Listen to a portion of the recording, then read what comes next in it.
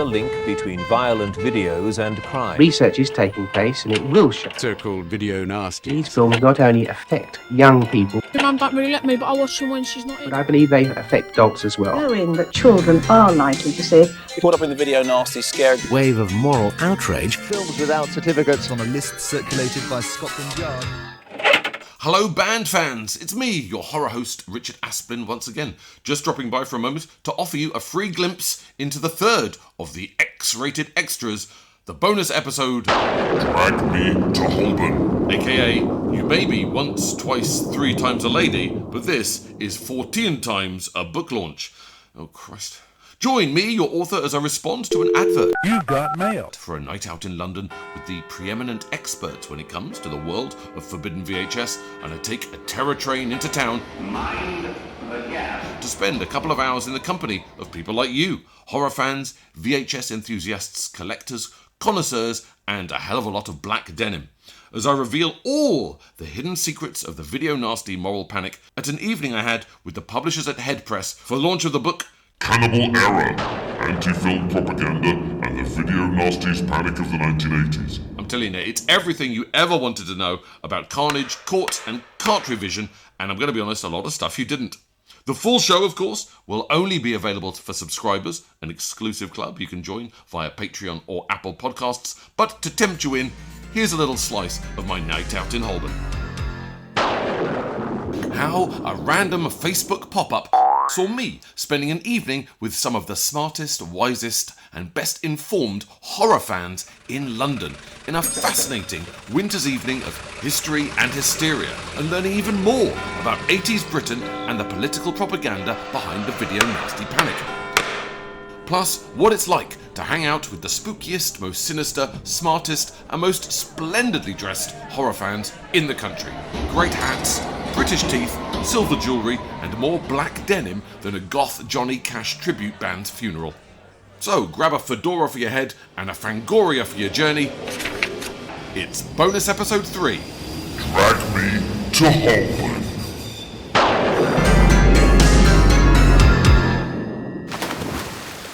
Now, I can't recall precisely how this event swam into my view, invaded my consciousness, or indeed leaked all over my social feeds, but I do know for certain when it happened.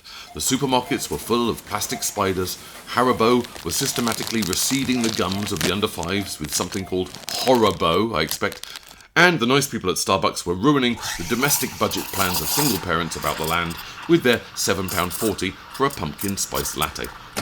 For 'twas October 16th, and we as consumers creeped slowly towards Halloween.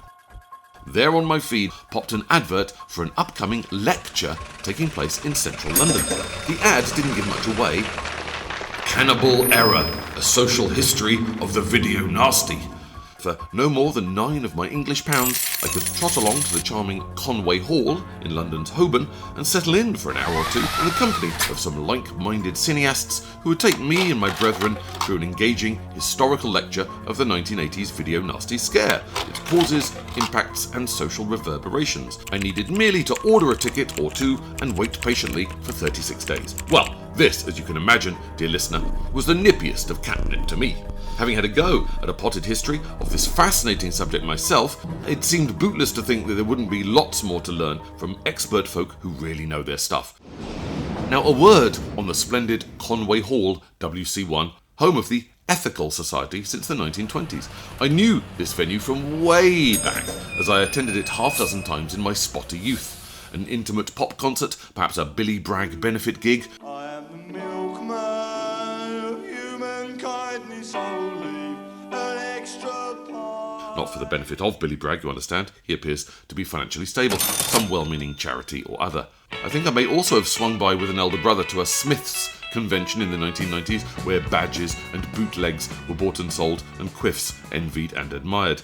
In my memory, I recalled the building as a drafty, academic-y sort of affair, lots of cold ironwork banisters, heavy fire doors, some wood panelling, and the still lingering whiff of Labour Party rallies, sellotape, socialist ranting, tea urns, up the workers, inky leaflets, and stern Victorian talks about Presbyterianism, pledges, and the evils of gin.